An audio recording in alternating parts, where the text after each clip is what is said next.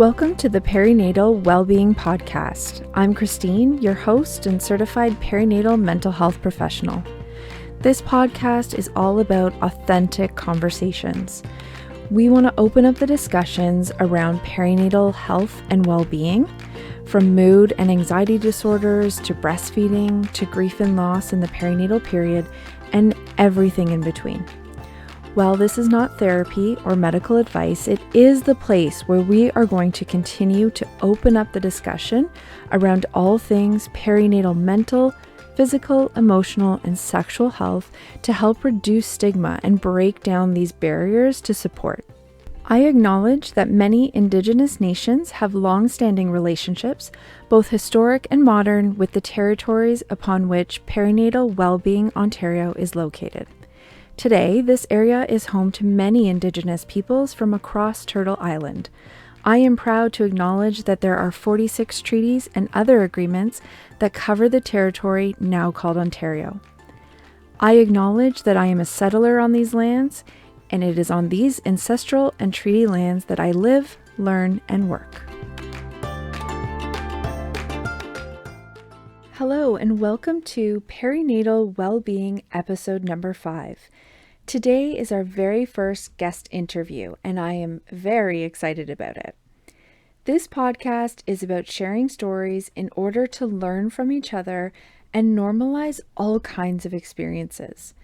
The more stories we hear, the less alone we can feel. Today's guest is Dr. Jodi Paluski, researcher, neuroscientist, therapist, podcaster, and parent. Jodi is from Canada and currently lives in France with her partner and 2 kids. Jodi researches the parental brain, and you can learn all about it on her website and on her podcast, Mommy Brain Revisited. Jodi is also a perinatal mental health therapist. In this episode, Jodi shares her story of her deliveries with her 2 kids in 2 separate countries that were not her home country. Jodi also talks about her experiences with nursing, and we talk about some neuroscience and biology. Because we had so much to talk about, you will have part 1 this week and part 2 next week. You can find Jodi at www.jodipaluski.com. JODIPAWLUSKI.com. And her podcast, Mommy Brain Revisited, is on most major platforms. This week's episode contains discussion around intrusive thoughts and a NICU stay. Hi, Jodi. Welcome to the podcast. Thanks for having me. I'm so excited that you're here. And so we were originally going to kind of talk about science and the neuroscience of the parental brain, because that's your area of expertise. And we were talking and kind of shifted, like, let's just talk about your story. So I would love to get into that. My story of becoming a parent. So you gave birth in 2 different countries, right? First I'll give you a bit of a background, just because I do study motherhood and the maternal brain, and I did that for my PhD research before I had kids. So I kind of came into my pregnancy perhaps with a bit more information on memory changes during pregnancy and the postpartum, as well as like mental health issues. And so that was kind of, I think, very helpful for me to have that information, because I was living in Belgium at the time of my first pregnancy with my husband, who's Belgian, and working in the Netherlands. And I don't speak French or Dutch. Wow. So, I mean, I speak French better now, but I mean, in terms of like being fluent, so this was an extra challenge for me with my pregnancy, to be in a place where it was also not my culture, not what I knew. People, like I didn't know people who experienced giving birth outside of Canada, for example. Right. And what was the impact of not speaking the language fluently on, like you said, like your prenatal care and like preparing to birth in with professionals that maybe English was not Yeah. their So first what I language. ended up doing, so we had, how did this work? I'm thinking back now. So I took the pregnancy test, then we booked an appointment with, I believe it was a midwife, my friend's midwife in the Netherlands. And in the Netherlands, lots of people speak English. Almost everyone does, I would say. English. And Dutch. So Yeah. we went to her for an appointment to see if there was like a heartbeat and things like this. So she listened. It must have been 8 weeks maybe. And there was a baby, so fine. Okay. So, but that's in the Netherlands. We lived in Belgium, although we were just a half an hour away from her office. So it wasn't like, Belgium's a small country. Right. Let's just put things in perspective. Right. Yeah. You can drive from one end to the other, Absolutely. the longest part of it in 3 hours. So tiny. Right. So Yeah. we went there and she spoke English. So that was great. But then I needed a gynecologist in Belgium where my healthcare coverage was. So we booked an appointment. And I went with my husband because so he could translate. There was a lot of dependence on him to get me through some of those appointments. But the first gynecologist, I would have to say, was really old school, male, hierarchical type. Like I'm the gynecologist. I know what's best. Get up on there and we're going to do an ultrasound. And I was like at 10 weeks, because I also didn't know at 10 weeks, it was very common with the people I worked with. They would even ask did you get the neck measurement done? And this was back. Yeah. So do you know about this? I can't remember what it's officially called. You get the, I had it so done. basically what it is to see as an indicator before we had the blood test of a trisomy or potentially Down syndrome baby. Yes. With my first, and I was only 25 at the time, the test results came back showing I had the same percentage as a 45-year-old parent of having a child with Down syndrome. So then I ended up having the amniocentesis test, which was totally scary. But anyways, they had that when so my son's 14 and that was in Ontario. So I did have that I had the neck measurement for all three of them. This is where I think for all my knowledge of neuroscience and maternal brain and parental brain and what have you, I was actually had no idea about the procedure, even from my friends and family in Canada, about what tests are done when. But I remember thinking, oh, this was so odd for people to ask me at work, did you get the neck measurement done? Did you get the neck, just to see? Oh. And I found out later, because it's also possible to abort if you want. It's very common. People will terminate a pregnancy if there's a problem they don't feel they can manage. And it actually can terminate, I think, in the Netherlands at many different time points throughout pregnancy. Right. Okay. And so people are just more hyper aware around that and just asking how did it go? What happened? Because people would just ask how was the testing, or, how did it go? But not specifically how was the neck measurement? Yeah, I had some specific questions. I remember this and I thought that was quite odd. But yeah, so back to the gynecologist, he also wanted to do this ultrasound. Anyway, I won't spend too much time on it, but I just remember he's like, get up there, take off your underwear. And then I'm like, so what's going on? And he did the internal and I was like, oh boy, yeah, no. And then baby wouldn't sit still, of course, because I'm like, I don't think I feel comfortable. And so then I finally was like, look, this is not happening today anymore. We're done here. And he was like, you need to book and come back. You have to book and come back. And I was like, no way. I said, my husband, we're not coming back to this person. I don't care. I can't take it. It's too weird. He's not listening to me. I'm uncomfortable. He's doing stuff I don't want.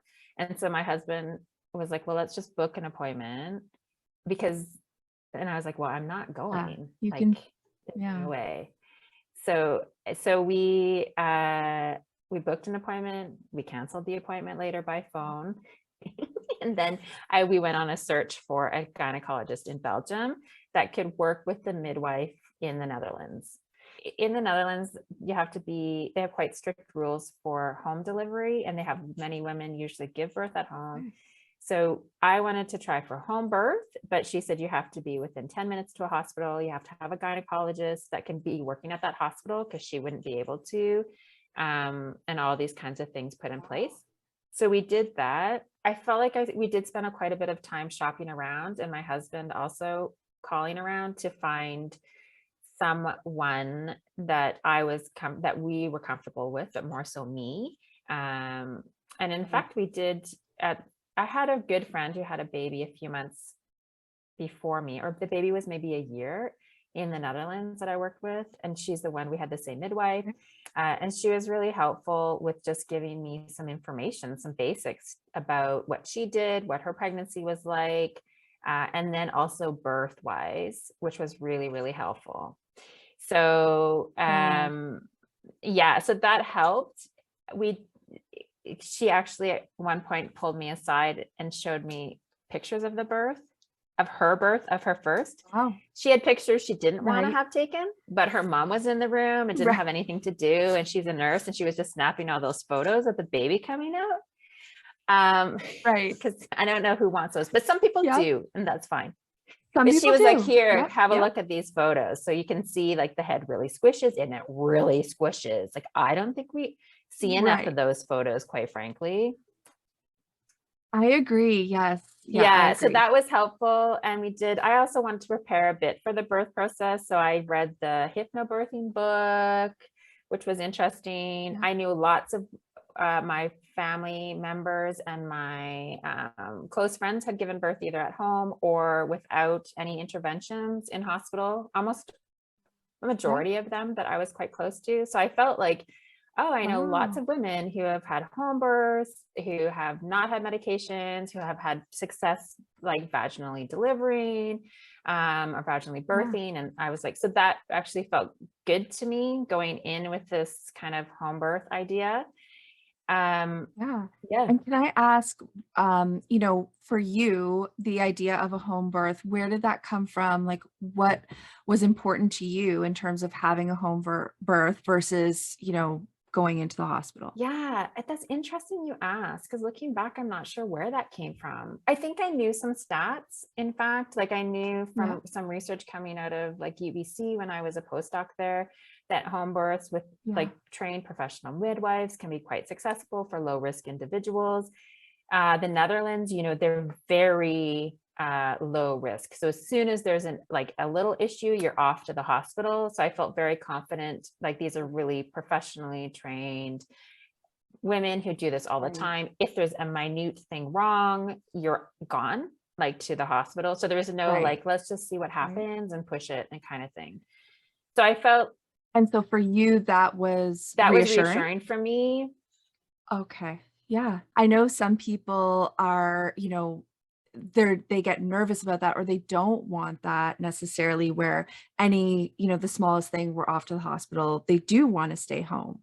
So it's interesting that Yeah. that was a comfort for you, and that was the norm where you were. Yep. Like it sounds like it was a good Yeah. fit. So that worked well for me. I also think part of it was like really shopping around. Like we did sit down and talk with her about what happens and da da da. I talked with my friend who had her as Good. her birth attendant, and so then we found also this gynecologist close to our house who was happy to work with her, who worked in a maternity hospital within like 10-minute ambulance ride away. So we had like kind of all our ducks in a row, which was really helpful.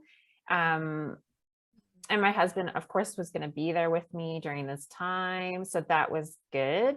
The idea was the home birth, so the language wouldn't be necessarily a concern. But of course, we all know things don't usually go as planned, and it didn't. And I also was very accepting of the fact that things won't go as they're planned, right? I didn't make a birth plan. It was just like, this kind of happens, or I would like this, but if it doesn't, bottom line, that we survive.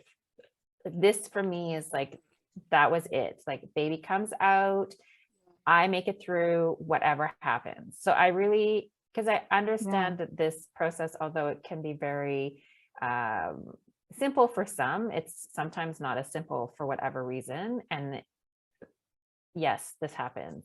Yeah. So I wasn't And things can change quickly. exactly. So I didn't have my heart set on a certain way. I didn't really identify with the birth process as something.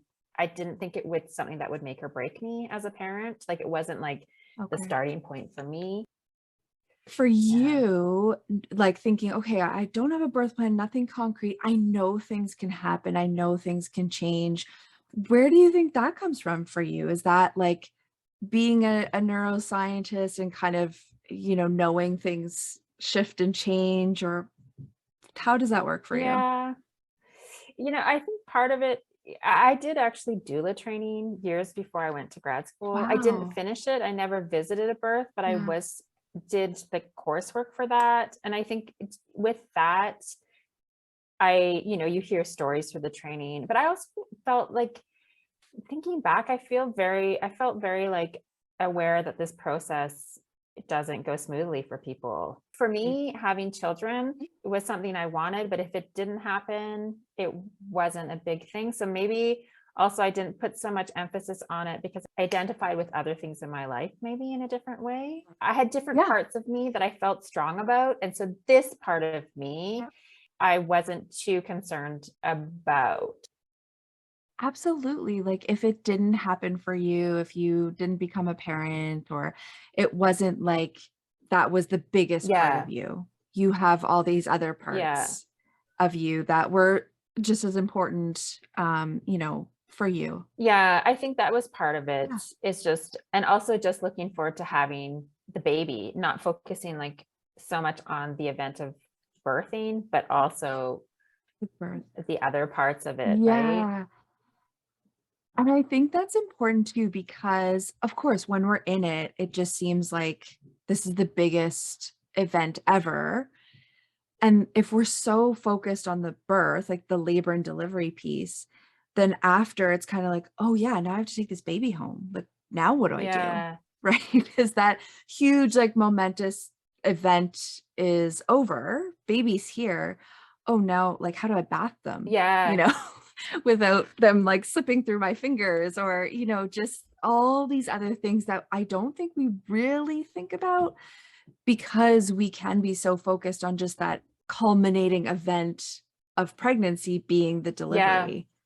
If that makes sense. And I also feel like my healthcare professionals, like my midwife, she's like a no nonsense kind of person. It was like, we're going to get the baby out, right? There's no like, she's like, you can pack your bag and we can do stuff at home or whatever. But it was more like the focus is really on the basics. And I think I felt like also that she knew what she was doing. And so then I was like, okay, you'll just do your thing and I'll sort it out.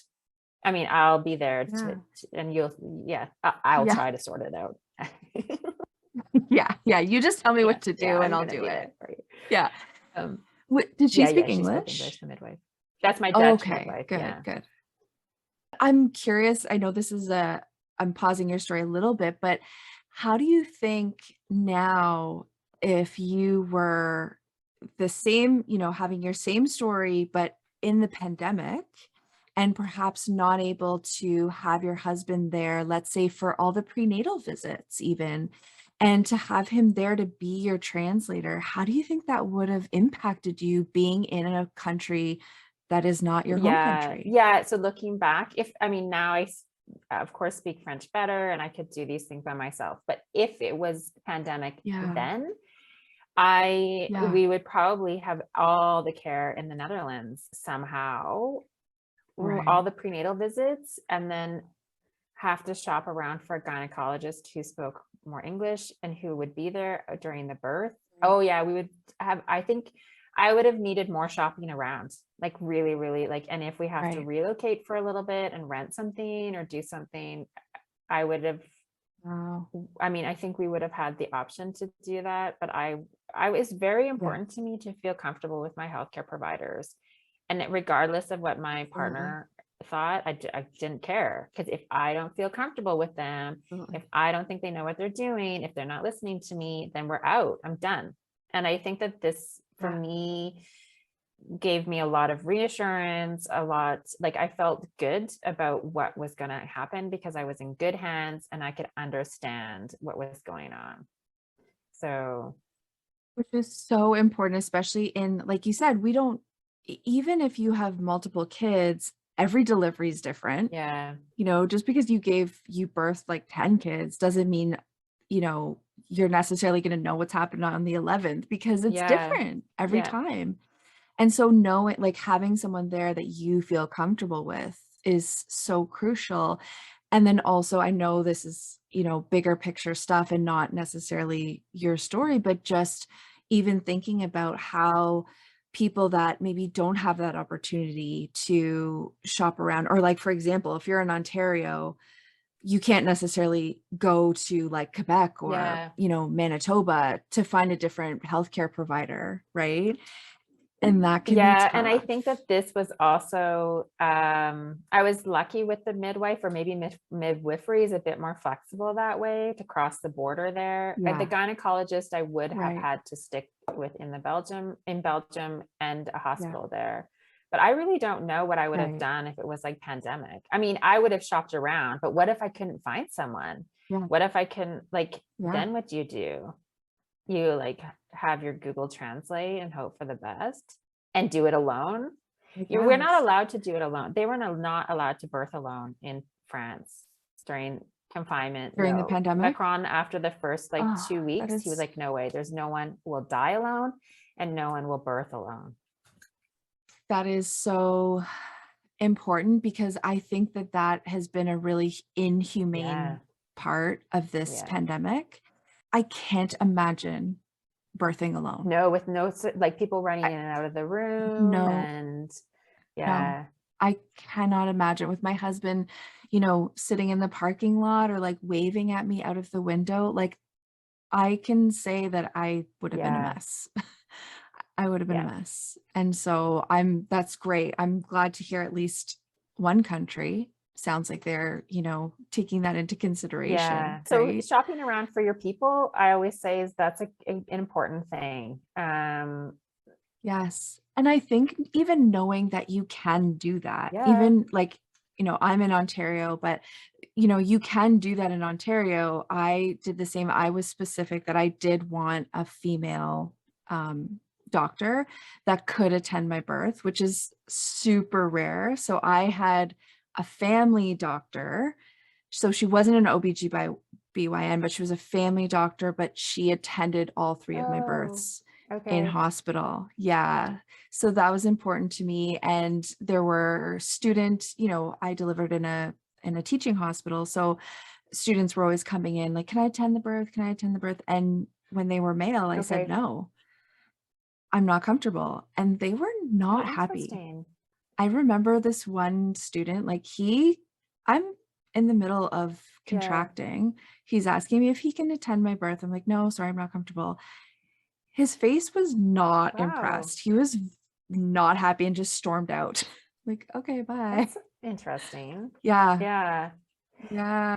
Yeah. So, anyways, I think it's important to know that that is possible. Like, you can choose and make choices where, you feel you can. And also to acknowledge, I want to acknowledge that there are some people, that are marginalized or in marginalized communities that maybe don't have as much options or Yeah. feel that they can't do that. Yeah. And I Yeah. think this is another factor is that I mean, I've worked with MDs, I had a PhD, and it's a lot different, maybe because of my experience or how I feel about my level of education. But I always think Yeah. you know your body best. And so, and you know how you're feeling. So if it's important to you to feel confident with your healthcare providers, then find out where you can go, like shop around. That's it. It's Yeah. okay, Yeah. because it Ask will around. make, Yeah. if you can decrease your stress levels, if you think about this in a physiological way, you can change your hormones Yeah. if you feel a bit calmer with these people, and that can make things a lot different for you as you progress in your pregnancy and with birth Absolutely. and postpartum as well. So Absolutely. How do you feel like your neuroscience background, did that influence how you went into your labor and yeah, I deliveries? think actually, well, a couple of things. One, I did a lot of research Yeah. on memory changes during pregnancy. So I was kind of, aware that I could start having memory changes, let's say, in pregnancy. And in fact, I did start to like miss words, which is very common, like the verbal memory deficit, although minor, and maybe because I knew about it, I was picking up on it more. Like this is a whole separate conversation. We could talk about classic mom brain memory changes. So I was aware that that could happen, and it sure enough happened to me a little bit, which was amusing, really amusing. But then going actually into the birth, I think more so, my husband's a zoologist by training, and also does a lot of neuroendocrinology research as well. That's how we met. And I think both of us together were just kind of like, the body will sort it out. And if not, we have the medical like technology and science to help us with the rest of it, right? I think we kind of had a bit of faith in that. Also because I felt good with my healthcare providers. I felt like they knew what they were doing. And if they're using science properly, then we should be okay. And also my body is actually kind of geared to do lots of stuff as a female. So hopefully it all that lines up and it goes well. I didn't have a history of like issues in my families with any like complications around birth that I knew of. My mom actually birthed my sister breech without any assistance. Apparently the nurse came in and saw a foot and left the room, and my mom, that was my mom's second baby. So I guess in some ways surround yourself with really empowering stories, because you're like, oh man, if she could do that, like I got this, right? I can do it. So absolutely. So that was really so us just being like, our bodies kind of know what's supposed to happen, hopefully. If not, someone else will help us figure it out because they're trained to do this and we feel good about them. I also approached it, the birth itself, a friend of mine, my same friend who showed me the pictures, God bless Ava, thank you, Ava. She also told me that labor is like, she did a lot of cycling, a lot. She's like, and maybe it was her partner who told me this, but you always have breaks between contractions. Like, because Borja, her partner, he's like, it's like you go up a mountain and then you're going to go down and then you're going to go up and then you're going to go down. You always are going to have a break. And I was like, oh, I didn't know. So you always have a break between contractions. I was like, okay, so that's helpful. We also did haptonomy. It's not something that's maybe talked about in Canada or done as much. I don't know. I haven't heard of it. Can you explain what it is? So haptonomy is a way of connecting with the baby during pregnancy. It's usually done with couples. So the couple will go to a haptonomist. We did this, she spoke French, but this was fine for us because my partner was there to translate. So what we did is we would have sessions maybe once a week or every 2 weeks, where we just learned about how to get the baby to move to our hand, how to connect with the baby, some visualization of how to birth, where he could stand. Like she recommended he stand at the waist or down, because you want to think of everything going down when you're birthing. So there was these like little tricks. It was also really relaxing. She had like aromatherapy. She was lovely and calm. Like we would go there and it was like this little time for us together to learn some stuff, connect with baby, and feel like we were going into it with some more skills. I don't think we probably used anything that she told us about. It doesn't matter. It was just to actually have some tools, and also have that kind of lovely time together with someone enthusiastic about the procedure, like about pregnancy, and it was quite lovely. So haptonomy, it exists. Nice. It's in France, Belgium, the Netherlands. I don't know where else, but it's I'm gonna have to do some research. It's really nice. Yeah, absolutely. So I guess you could probably tell from the science part of me, I'm also very like holistic. So whatever works for you, go for it. I'm all about it. Like, absolutely. And I think that's so important, even where, we might have our certain expertise, right? Or let's say the place where we do our Yeah. work, right, might be one area, but having that holistic view, I think is so But important, yeah. right? Even in therapy sessions, it's like, okay, I'm not a nutritionist, but I'm just asking and kind of putting those questions out there of like, how's nutrition, Yeah. right? What's your water intake like? Do you move your Yeah. body, you know, at least a couple times a week or maybe once a day, just Yeah. movement, right, of any sort? All those things, those foundations are so important, Yeah. right? And I think that doing things that make you feel good is helpful. So Absolutely. yeah, it just was nice. So Haptonomy, bring it to Canada. Let's go. Hopefully. Yes. Okay, Yeah, let's do it. yeah. So we did this. So then, I mean, okay. So then I go into labor, and actually I was overdue 11 days. I was scheduled for an induction day 14. Yeah. Yeah, as I laugh about this now, I tried most things to get the baby to go down. That, you know, what was it? It's like the eggplant parmigiano from some restaurant in America that's super spicy. I somehow found that on the internet. Lots of pineapples. I ate pineapples. I had the eggplant parmigiano like 2 days in a row.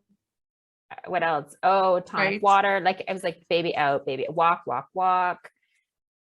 I don't know if I think we probably did have sex. We probably had that. We did everything, like the whole list of the bath, the visualized baby down, you know, I tried it all. Yeah. Get the baby out. You're coming out. We love you. We're so ready for you. Anyway, yeah. Get out of me. I am done.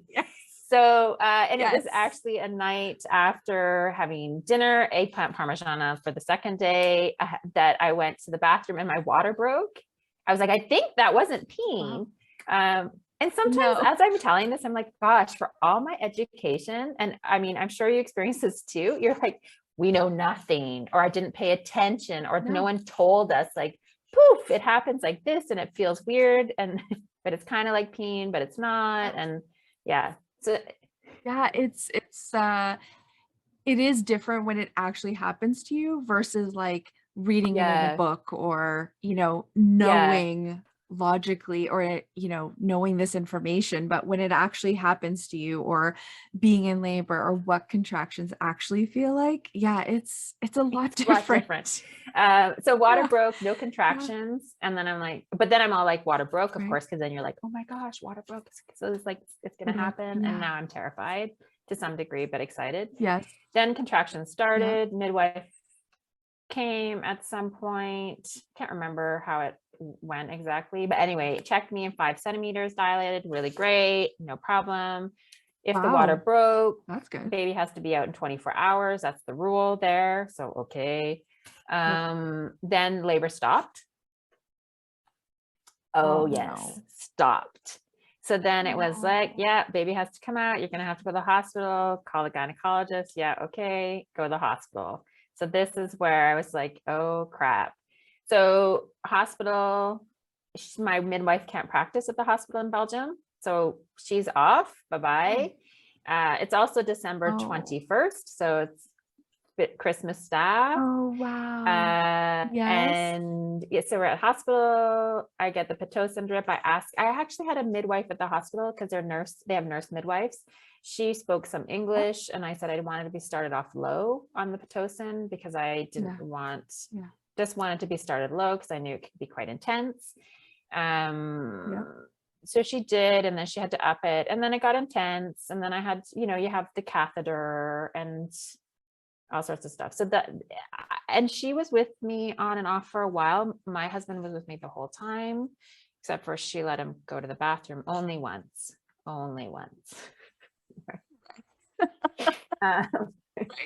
Anyways.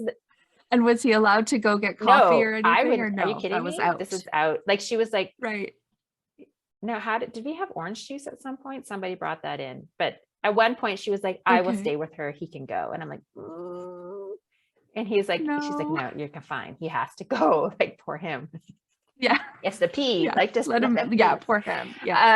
Let him in. Yeah. So then the gynecologist was there, but I remember he actually did a lot of manual stuff, like pushing baby, because the head wasn't touching, I think, the cervix. Again, don't know the anatomy of birth, but The head Okay. was not stimulating the Yeah. contractions enough to open up, to dilate because of the way she was Okay. positioned. So he did a lot of manual stuff with his hands on my stomach. And I also had I Okay. did some contractions in certain postures with the midwife to try to move the baby a bit. So, which was fine. Yeah. Okay. And also birth is messy. So I was like vomited, which I didn't realize you could vomit. Yes, so you can Yes. vomit. I did too. Yeah. And then I was crying, like, why isn't she coming out of me? Of course, because we're at that phase. And Yeah. And how many hours so I was probably that had a about? break of 4 hours, like of nothing. And then we went there in the morning, I think. And then she was born like 4-ish in the afternoon. I'd have to look. So I was probably Wow. less than 24 hours from breakage of water to delivery or birth. And eventually I did this also without epidural. So I just will put that out there. It's possible. So Pitocin without epidural, we can do this. And how intense was it for you? Like the pain level? What It was that like wasn't, for you? I would say, like looking back, I don't remember it. It's overshadowed by my second birth, which I was like, we're not having any more kids. Okay. So the first one, Okay. Actually, I just remember it being very intense. I wouldn't describe it as painful, but intense, with breaks in between. I had no reflex to push. So they were like, push, don't push, push. I'm like, I don't know what's going on. So that part went really quickly. Baby came out, threw on my chest. And also during that procedure, the gynecologist was massaging the exit, the vagina quite a bit, just so that I had barely any stitches. So I was like, felt quite good about my people. And the techniques they used. My husband was terrified because he told me later, because the head was so squished, he forgot how squished up it could be. And so it looked like deformed, possibly child, but everything seemed fine in the end. Right. Yeah. So then it was a lot of, it's all a bit of a blur. Like, I don't remember, it is like that, a bit of a blur. I remember seeing the stitches seeing the needle for a couple stitches. And I was like, oh gosh, those are bigger than the ones we use in the lab, because I work with animals in the lab. It's like, oh, geez, those are human size. Wow. And because you didn't have an epidural, so did they freeze you, or He just did a couple did stitches, they just stitch you? and he didn't do anything. Because I think the freezing, Yeah. that's also quite painful. Would hurt more. Yeah. Plus I don't remember that hurting at all. Like nothing. Yeah. There was Same. like nothing there. Same. So for me, Yeah. and then, to make a long story short, my daughter, we had problems latching. And then we had a lot of, what I realize now was like poorly informed nurse, midwife, lactation people. So I didn't know that you could leave the baby for 24 hours. It wasn't necessary to latch. And so they were all like, she needs to latch, she needs to latch. You have flat nipples, you got to latch. And I was like, well, get me a pump, get me some ice, something to get them to come out. No, it's too long. We have to feed her. So then they're feeding her. And she was a good sized baby. So over 8 pounds. I think 8 pounds, 8 ounces maybe. So so good size. she was, anyway, so there was a lot of drama around that and stuff I didn't quite understand. And I was trying to get some help, and my husband was trying, and it was just like, then we were up against this wall. Like, I had prepared kind of for this birth, and then I actually didn't prepare for the breastfeeding, and I didn't have my people for that. Yes. Same. Absolutely. Again, right? Like the birth is the big event. Oh my gosh. How do we get through the birth? And then for me, the thought was just like, and then I'll just breastfeed. Like it wasn't even. Do the skin to skin. I saw the movies that they crawl over to the nipple, the smell of like this whole thing. We don't want to bath her right away. Like this whole thing, right? I kind of knew that stuff. Yes. And that didn't happen. And then my daughter also tested positive for a biomarker that was a sign of an infection. So 24 hours after birth, she was taken away to the medium intensive care, which was heartbreaking. For us, especially, I mean, well, okay, not especially, it's just heartbreaking. because it's tough. Yeah. Yeah. And do you feel like too, especially when you've just also birthed this baby, like it's such a vulnerable time for us as parents, and then to have anything kind of medically happen, I think is just so scary in that really vulnerable time. Yeah. And plus there's this like, I felt for me, there's this like connection already with my pregnancy because I quite enjoyed my pregnancy. And then the baby comes Yeah. out and I'm like, oh, it's my baby. Like she's been with me. I didn't want to actually Yes. her to go to anyone. And I remember consciously being like, give the baby to Thierry. Like he has to hold her. He wants to hold her. He's like shirt off, skin to skin, ready for it. Like I had to make a conscious decision to do that because I felt like just keeping her against me, but I wanted him to be very active partner and parent, which he was wanting to do. So I wanted to share those moments. So, but that was a big cognitive decision. It wasn't a feeling decision. It was a brain one where like, give baby to him. Have so to do he can this. start, right? Yes. So you can guarantee the support.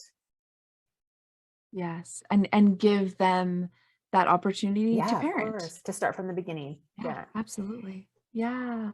And so how long was she in the medium intensive She care was unit there for a week. It was on a separate floor. So I was separated from her. They were supposed to call me to like go up and try to breastfeed and pump. Sometimes they did, sometimes they didn't in the night.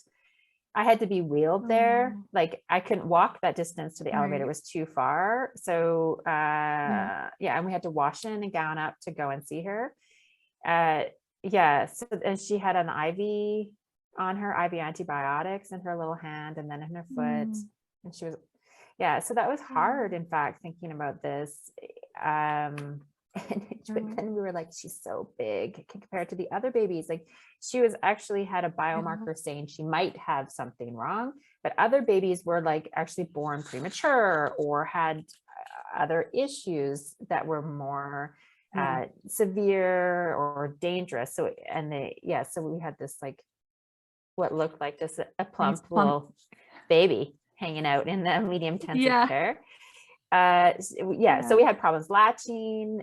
Still, we had all like, I think everyone has saw my breast, touched my breast, did my stuff with my breasts, which I was okay with. If one thing I learned living in Belgium is often they don't have, in general, when you go to your medical visits, they don't have that kind of discretion like in Canada. So it would be like, okay, we're going to do this was before I had kids, but like, let's a breast exam or something, right? And it's just like, okay, take off your shirt. And you're like, what? Like right here in the room? Yeah, no problem. Right. Like, aren't you going to leave and then I'll take off my shirt and then I'll put the gown on?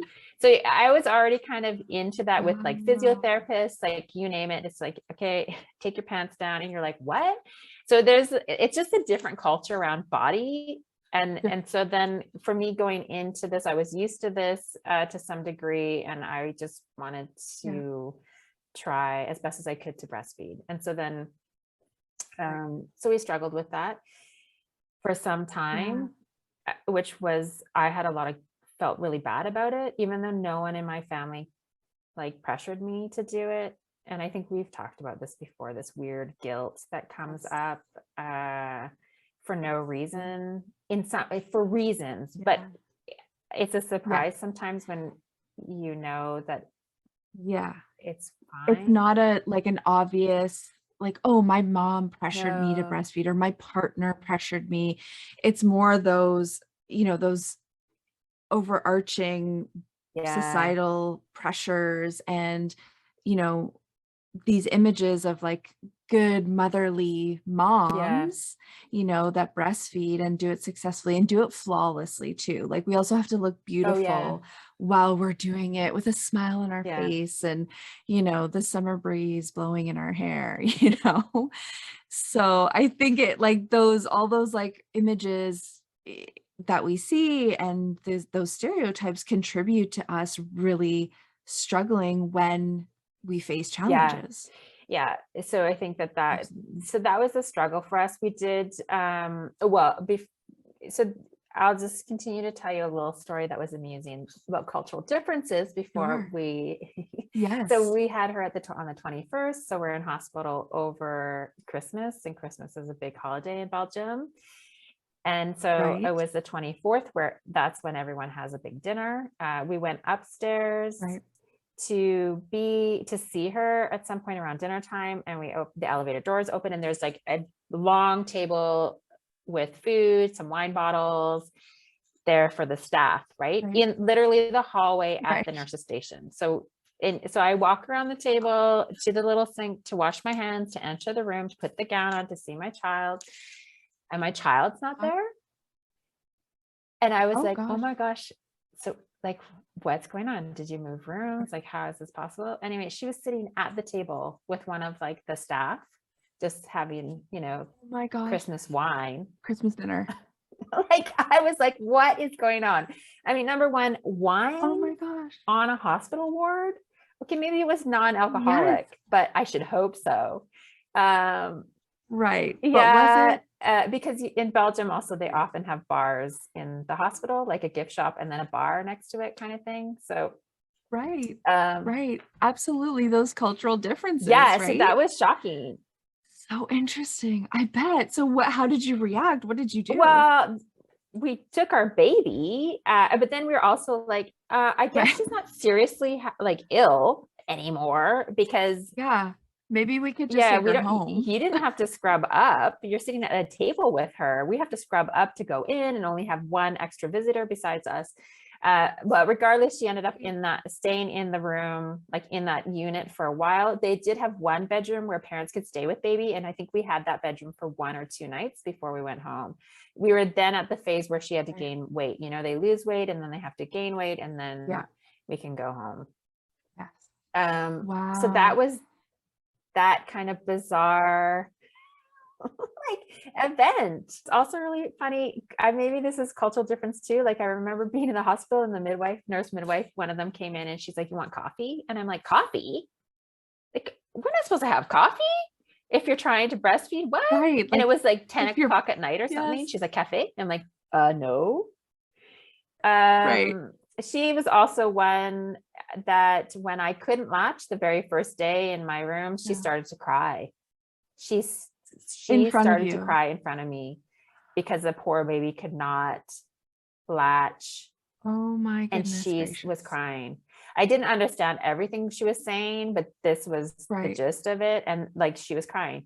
And I was like, you know what? Good thing I know that my child will turn out just fine if she never gets a drop of breast milk. Otherwise, you would have me. I would be depressed, and you would have to admit me to the other ward for postpartum depression. Like, you can't do that to people. Absolutely. Can you imagine? No, and you just gave birth. Again, there's the vulnerability piece, right? For you. Oh my gosh. Luckily, like you said, okay, I knew that she'll be okay. We'll get through this. Because I just remember labor and right afterwards, just being so sensitive to every kind of comment or facial expression. I can still remember like some nurses' facial expressions, or if they seemed a little annoyed with me, or I was just so hyper aware of everything going on that, something like that, like a nurse crying, I probably would have also been crying. I mean, and I think I was just more angry because I'm like, you can't do this to people, because I already had worked and researched a bit around perinatal mental illness and antidepressant medication use in a more clinical setting. And I'm like, are you kidding me? You can't do this to people. Like, you can't do this to people. I think having my husband there was good. My mom was also in Belgium at the time, but not at the hospital at that time. But I had wanted her to be there at the time I gave birth, but not in the birth room. Fair. Which was kind of, people are like, really? You want her to, I'm like, she can stay in my house, but not be in the room with me. In the room. But that was also quite nice. So I still liked having her around. And also the food, I will have to tell you, was hilarious. Like sausages, mashed potatoes, Nutella on bread. I mean, not that I've been in the hospital in Canada recently, but growing up, I did get my tonsils out once, and I don't think we had any of that stuff, right? No, definitely not. Plus, there's like nutritionists, so I don't think sausages would be on the menu usually. Right.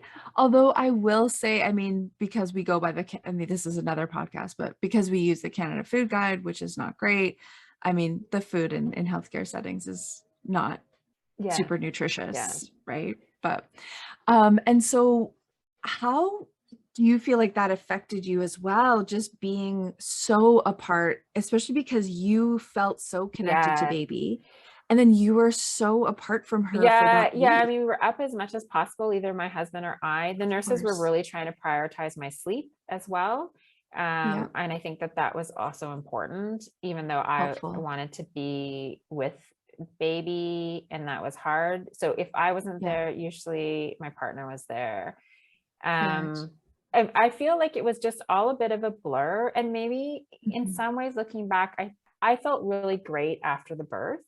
I felt Yeah. like super empowered, like this was such Yeah. an amazing, incredible thing that Yeah. my body did, that there Yes. was this high perhaps that carried me through to some degree. Also having my people around, you know, So being important. open to like, let's try different tactics for breastfeeding or whatever, but if it doesn't work, it doesn't Yes. work. And it was when we got home, when you're kind of on your own, where it kind of hits a bit more.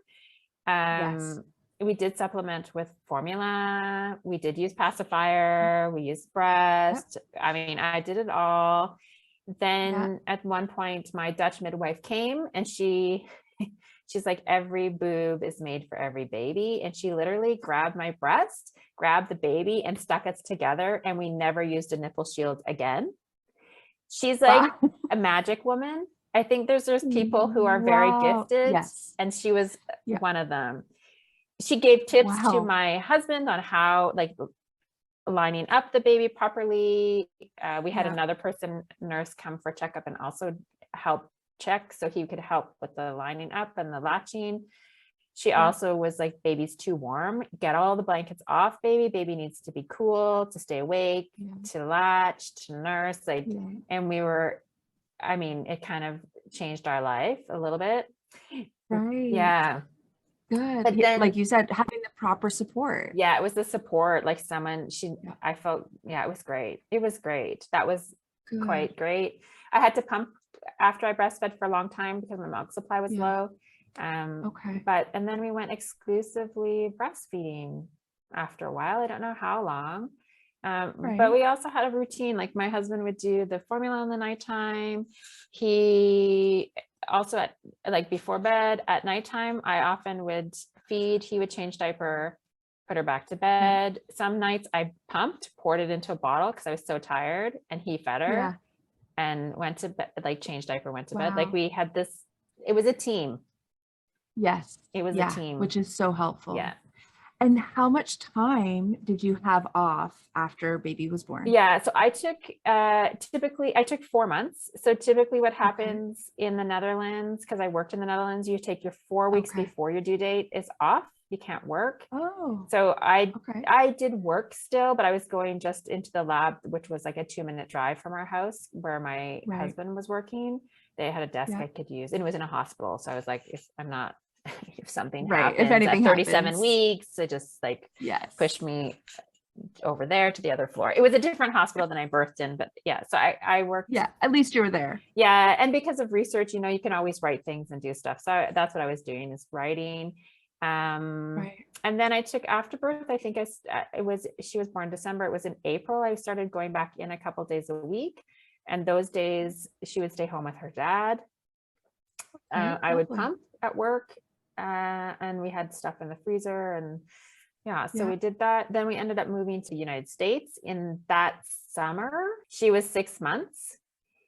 Oh, wow. How was an international move with a so I should also say her first flight was at 6 weeks internationally. So we flew a lot with her when she was a baby, job interviews, conferences, and what have you.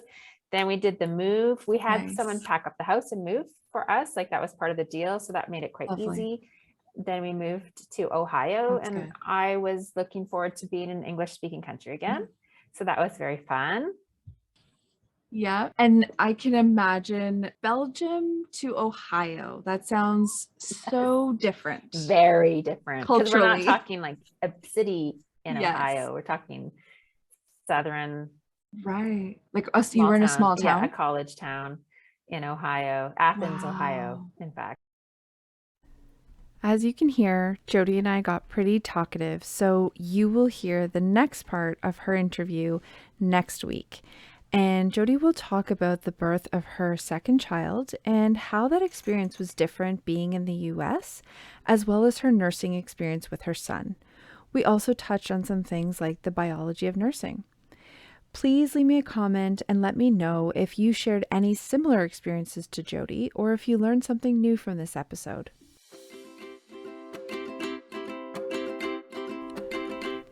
Thank you so much for listening to this episode. Please share this podcast with any of your friends or family members who may benefit from it.